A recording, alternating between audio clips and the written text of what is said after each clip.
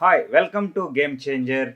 Fountain head global school అధిపతి environmentalist మేఘనా ముసునూరి గారు ఈ వారం గేమ్ చేంజర్గా మన ముందున్నారు. వారితో మాట్లాడదాం.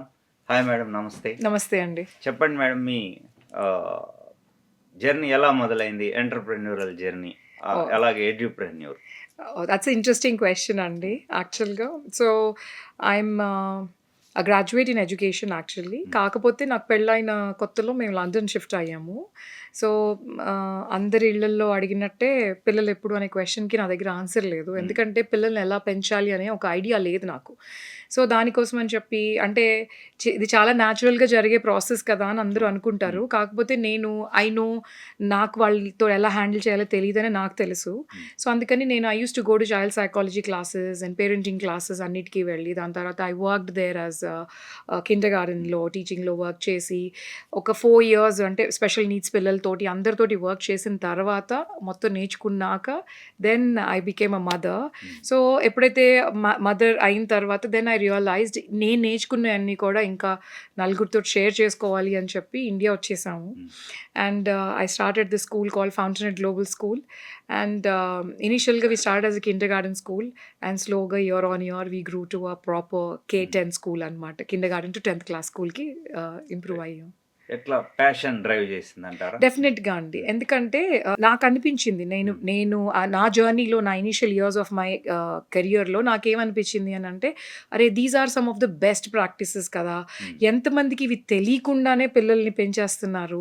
ఎంతమందికి ఇవి తెలియకుండానే టీచింగ్ లైన్‌లోకి వచ్చేస్తున్నారు అని ఒక క్వెషన్ నేను అనుకున్నప్పుడు, ఎందుకంటే నా స్కూలింగ్ అంతా ఇండియాలోనే జరిగింది.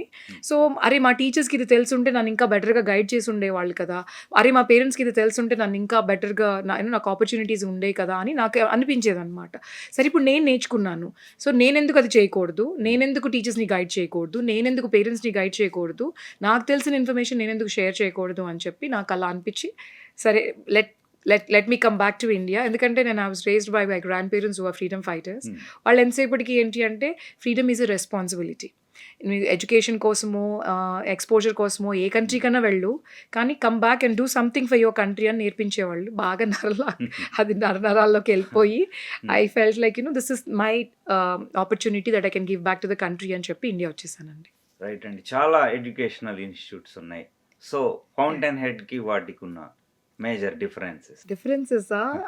అన్నిట్లో అండి. ప్రతి ఒక్క దాంట్లో కూడా. నేను ఎక్కువగా అబ్జర్వ్ చేసింది ఏంటి అనంటే, ఇండియాలో ఎస్పెషల్లీ హైదరాబాద్‌లో we give lot of importance to the infrastructure. అది ఎంత పెద్ద స్కూలు, ఎన్ని ఎకరాల్లో ఉంది, ఇది చూస్తా ఉంటారు. కానీ అందులో మన పిల్లలు ఎలా ఫ్లరిష్ అవుతారు అనేది ఎంతమంది పేరెంట్స్ ఆలోచిస్తున్నారు అనేది first question.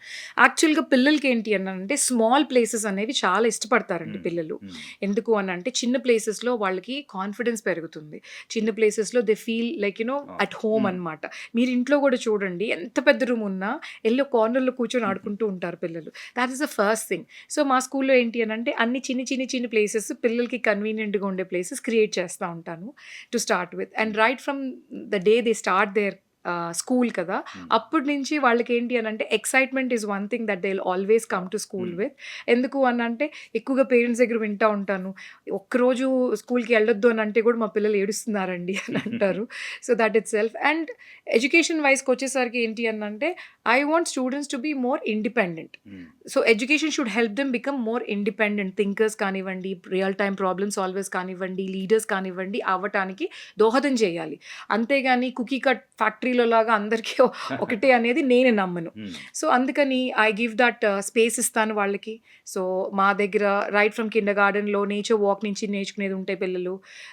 We have fruit orchid ఉంటది. దాంట్లో ఏంటి అనంటే right from bud to flower to fruit ఎలా ఉంటుంది, ఎలా వస్తుంది అనేది. ఒకరోజు మా స్కూల్‌లో క్లాస్‌లో నేను పిల్లల్ని అడిగాను ఎల్‌కేజీలో, where do you get your milk from అని. పిల్లలు ఏం చెప్పారు? మిల్క్ ప్యాకెట్ అన్నారు. ఆళ్ళ దృష్టిలో అది కరెక్టే. కానీ అప్పుడు నేనేం చేశానంటే మా స్కూల్‌కి ఒక యానిమల్ హౌస్ పెట్టి గేదెల్ని, ఆవుల్ని తీసుకొచ్చి వాళ్ళ ముందు అది మిల్క్ చేసి పిల్లల్ని ఒక you know I took them to the farm, showed them like ఇక్కడి నుంచి అంటే ఒక ఫామ్ నుంచి మీకు ఎలా మిల్క్ దెన్ ప్రాసెస్ అవుతాయి, అక్కడి నుంచి సూపర్ మార్కెట్స్కి ఎలా వస్తాయి, మళ్ళీ ఇంటికి ఎలా వచ్చింది, అలా ప్యాకెట్లోకి ఎలా వచ్చింది అనేది నేర్పిస్తూ ఉంటాము. Practical knowledge. ప్రాక్టికల్గా వాళ్ళకి తెలిసినప్పుడు ఏమవుతుంది అని అంటే they feel happy to learn, ఎందుకంటే ఆ ఇంక్విజిటివ్నెస్ ఇంకా ఉంటుంది పిల్లల్లో. అయితే అందుకని I like that real time problem solving అనేది ఎక్కువగా నేర్పిస్తూ ఉంటాం మాకు స్కూల్లో. And we have social emotional learning అని, బ్రెయిన్ జిమ్ అని, పిల్లలకి అంటే లెర్నింగ్కి ముందు వాళ్ళని ఎలా ప్రిపేర్ చేయాలి అనేది కూడా చాలా ఇంపార్టెంట్ అండి. చాలామంది స్కూల్స్లో పిల్లలు రాయడానికి కష్టపడుతూ ఉంటారు. ఎందుకు అని అంటే వాళ్ళకి ఆ ఫింగర్ టిప్స్లో స్ట్రెంగ్త్ లేదు. చిన్నప్పుడు మేము చిన్నగున్నప్పుడు అన్ని ఆటలు ఫింగర్ టిప్స్లో స్ట్రెంగ్త్ పెంచే ఆటలు ఉండేవి. అన్ఫార్చునేట్గా ఇప్పుడున్న ఆటలన్నీ ఓన్లీ ఇలా ఇలా అంటమే, ఆ స్క్రీన్ చూసి ఇలా ఇలా అంటాం, ఇలా ఇలా అంటాం తప్పితే ఇంక వేరేది లేదు. సో దాంతో ఇదే స్ట్రగుల్ అనమాట. ఆ మసిల్స్ యాక్టివేట్ చేయడం కానీ అవన్నీ కూడా ఫైన్ మోటార్ స్కిల్స్ని ఇంప్రూవ్ చేస్తూ ఉంటాము. దెన్ టెక్నాలజీ వైజ్ చూసుకుంటే I want, because future is all about technology కాబట్టి we always help children to learn the latest technologies as much as possible. And ఒక ఆంటర్ప్రినరల్ మైండ్ సెట్ని ప్రిపేర్ చేస్తూ ఉంటాము. ఎందుకు అని అంటే ఆంటర్ప్రినర్కి కావాల్సింది మేజర్గా ఇప్పుడు వరల్డ్లో మీరు చూసుకుంటే there is a survey also which is done. Successful people అందరూ అంత సక్సెస్ ఎందుకు అయ్యారు అని అంటే 2 factors. 1, taking up responsibility, 2, grit. మీకు గ్రిట్ అనే బుక్ కూడా ఉంటుంది అవైలబుల్గా. సో అది ఎలా చేయాలి అని అంటే పెద్ద అయిన తర్వాత రాదండి అప్పటికప్పుడు. సో చిన్నగా ఉన్నప్పటి నుంచే we try and inculcate all of this in children. And life skills చాలా ఇంప్రూవ్ చేస్తూ ఉంటాం పిల్లలకి. ఎందుకంటే చాలాసార్లు 10th క్లాస్ అయిపోయిన తర్వాత, ఇంటర్ అయిపోయిన తర్వాత, ఇంజనీరింగ్ అయిపోయిన తర్వాత కూడా పిల్లల్ని నేను ఎప్పుడైనా క్వశ్చన్ చేసినప్పుడు నెక్స్ట్ అంటే ఇప్పుడు why are you here or what are your upcoming plans అని ఎప్పుడైనా అడిగాను అనుకోండి, నాకు తెలీదు అనే ఆన్సరే ఎక్కువ వస్తుంది నాకు. ఎందుకంటే 90% ఆఫ్ ద పిల్లలకి ఐడియా ఉండదు నెక్స్ట్ ఏం చేయాలనుకుంటున్నారు, వాళ్ళకి ఎందులో ప్యాషన్ ఉంది అనేది. లైఫ్ స్కిల్స్ కనుక ఇంప్రూవ్ చేసినప్పుడు దానికి వెల్గా కనెక్ట్ చేయగలిగితే అప్పుడు ఆటోమేటిక్గా okay. For example I can give you stitching ఉందనుకోండి. సో నేను ఫిన్లాండ్ వెళ్ళినప్పుడు స్టిచ్చింగ్ ఈజ్ 1 క్లాస్. అక్కడ ఫిన్లాండ్ ఎడ్యుకేషన్ సిస్టంలో స్టిచ్చింగ్ ఈజ్ 1 క్లాస్.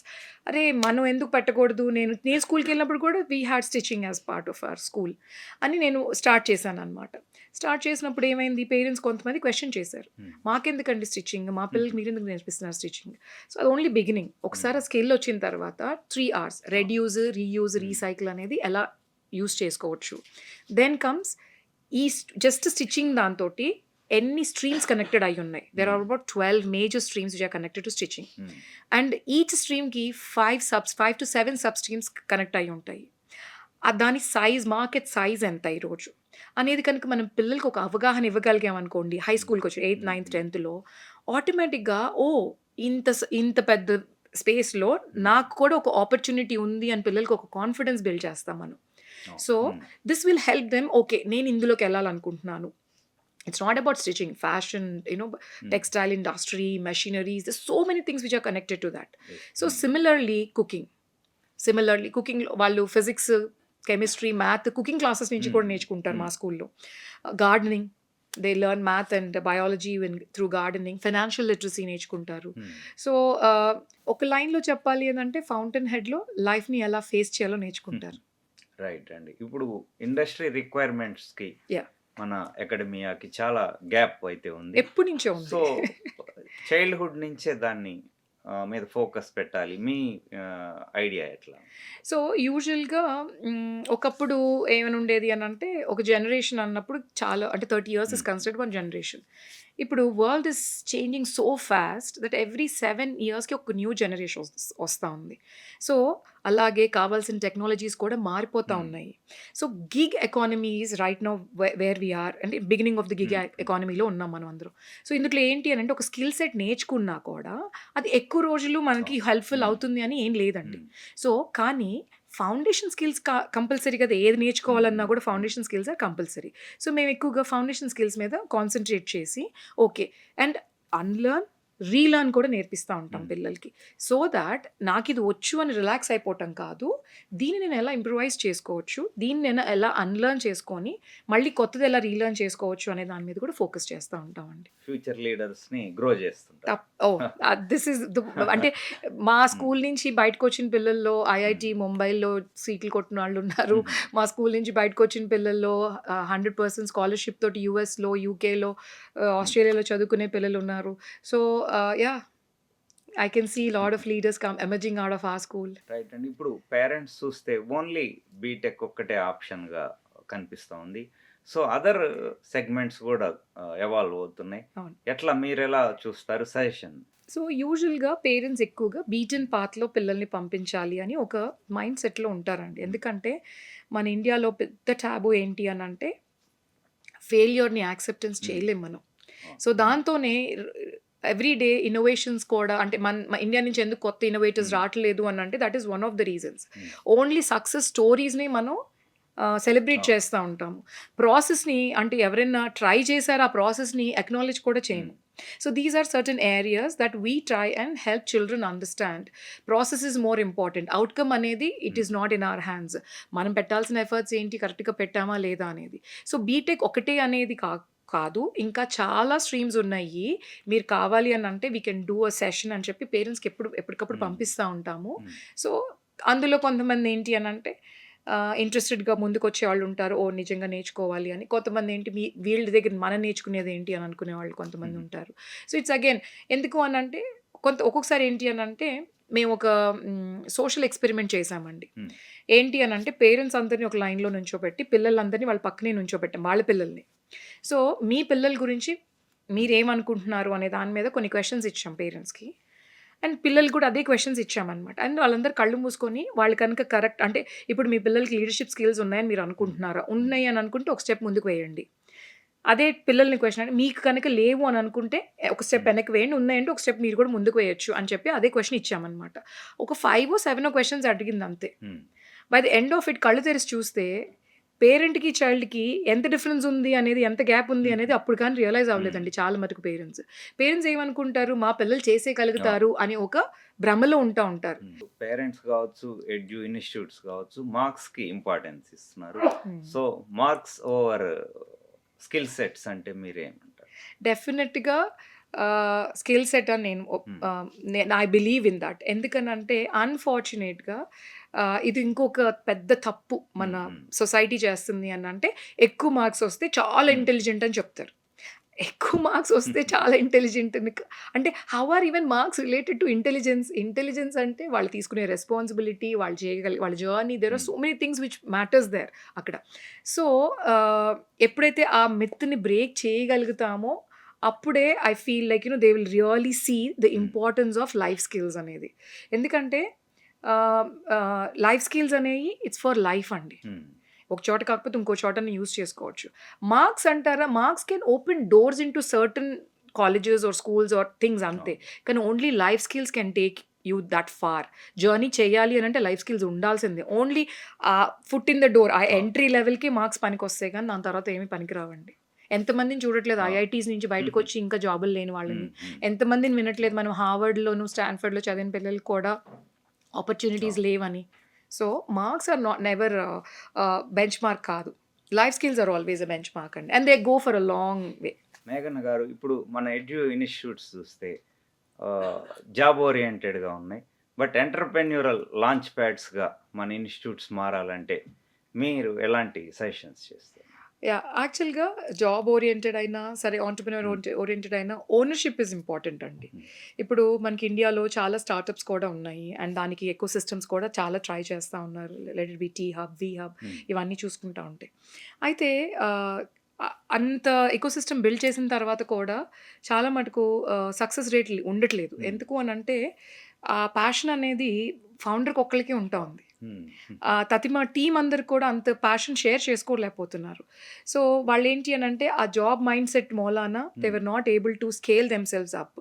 ఎప్పుడైనా సరే ఇది ఇంతవరకే నా పరిధి అని చెప్పి ఎప్పుడైతే గిరిగీసుకొని కూర్చుంటారో వాళ్ళు గ్రో అవ్వలేరు. వాళ్ళతో పాటు ఉన్న వాళ్ళు ఏ కంపెనీకి వర్క్ చేసినా కూడా ఆ కంపెనీ కూడా గ్రో అవ్వలేదండి.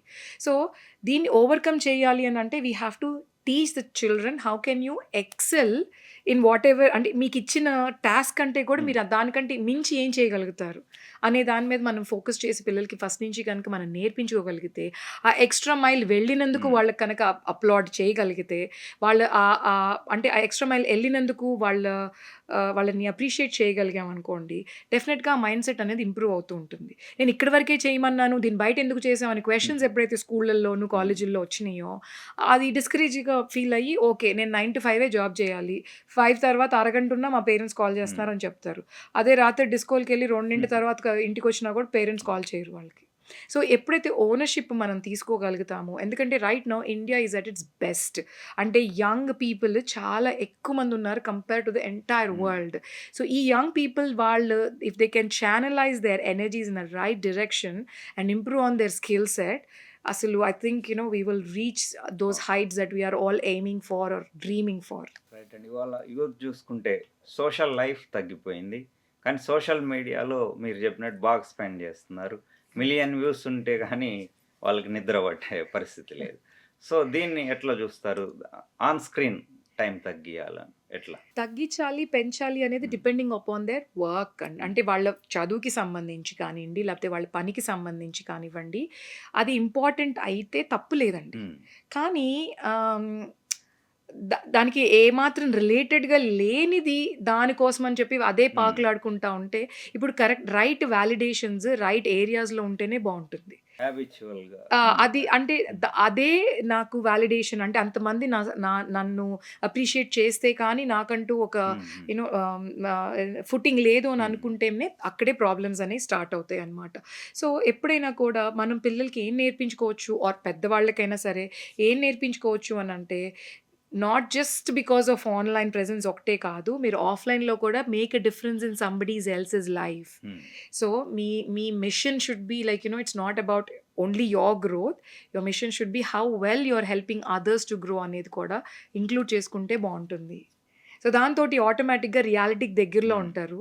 సో, అది లేనప్పుడు ఏమవుతుంది అనంటే ఎక్కువగా దే గో టువర్డ్స్ వర్చువల్ వరల్డ్‌లో ఓహ్! ఉండటానికి, అందులోనే టైమ్ స్పెండ్ చేయటానికి ఎక్కువగా ఇష్టపడతా ఉంటారు. ఇంకొక రీజన్ కూడా ఏంటి అనంటే that releases lot of dopamine అండి. అంటే హ్మ్. మన బ్రెయిన్ ఎలా వర్క్ ఓహ్! చేస్తుంది అని చూసుకుంటే హ్మ్. It's a happy hormone. హ్మ్. సో, అది రిలీజ్ అవుతున్నంత సేపు వాళ్ళు దాని నుంచి బయటికి రావాలి అంటే స్ట్రగుల్ అవుతారు. అది కొంచెం సేపు అయిన తర్వాత అడిక్షన్ లాగా హ్మ్. మారిపోతుంది. ఇప్పుడు ఎలా అయితే మందు తాగే వాళ్ళని ఆపేయడానికి ఎలా అయితే కష్టపడతామో, సోషల్ మీడియా స్క్రీన్స్‌కి అలవాటైన వాళ్ళకి హ్మ్. కూడా బయటికి రావాలంటే అంతే కష్టపడతాం. సో, బయట కూడా వాళ్ళని అంతే ప్రేమగా చూడగలిగిన వాళ్ళు ఆ సొసైటీ హ్మ్. ఉంటే ఆటోమేటిక్‌గా it will help them.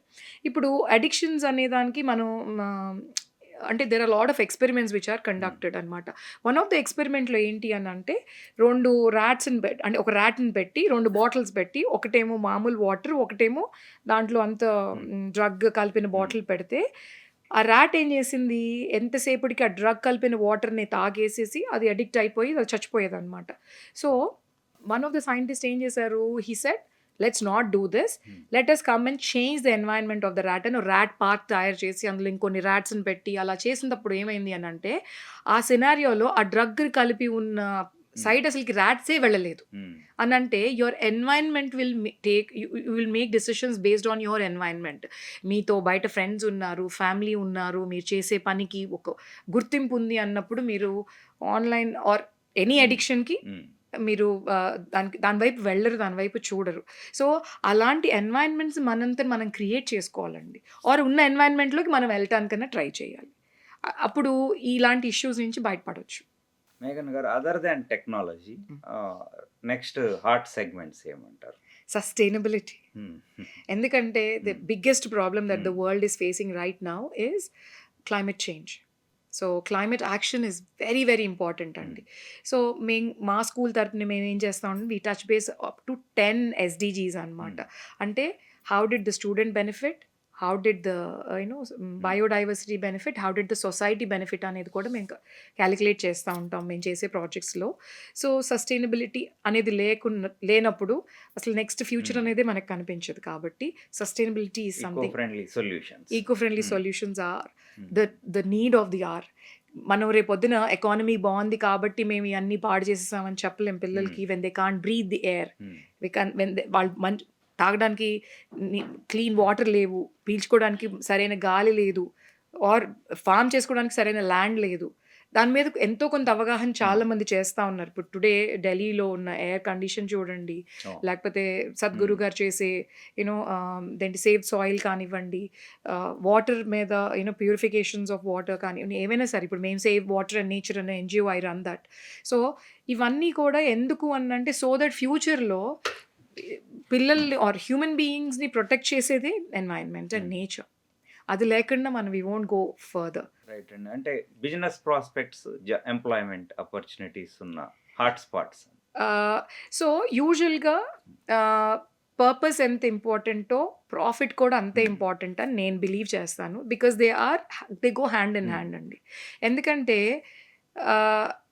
Profit ఏంటి అని అంటే how can we achieve this అనేది నేర్పిస్తుంది. పర్పస్ ఏంటి అంటే why we should do this. So ఇవి రెండు ఒక చోట కలిసి ప్రయాణం చేసినప్పుడు డెఫినెట్గా there will be lot of meaningful work which is happening there. చాలామంది ఏమనుకుంటారు అంటే పర్పస్ ఒకటే ఉంటే సరిపోతుంది, దేంటి ప్రాఫిట్ నేను చూసుకోను అని అంటారు. కానీ అప్పుడు ఏమైపోతుంది, it will kill that purpose with in no time. You get discouraged in no time. Only profit కావాలి, I don't care about purpose అనుకున్నప్పుడు కరప్షన్ పెరిగిపోతుంది. సో ఇవన్నీ కూడా చాలా sensitive scenarios where we have to balance ourselves between all these areas అని నేను అనుకుంటాను.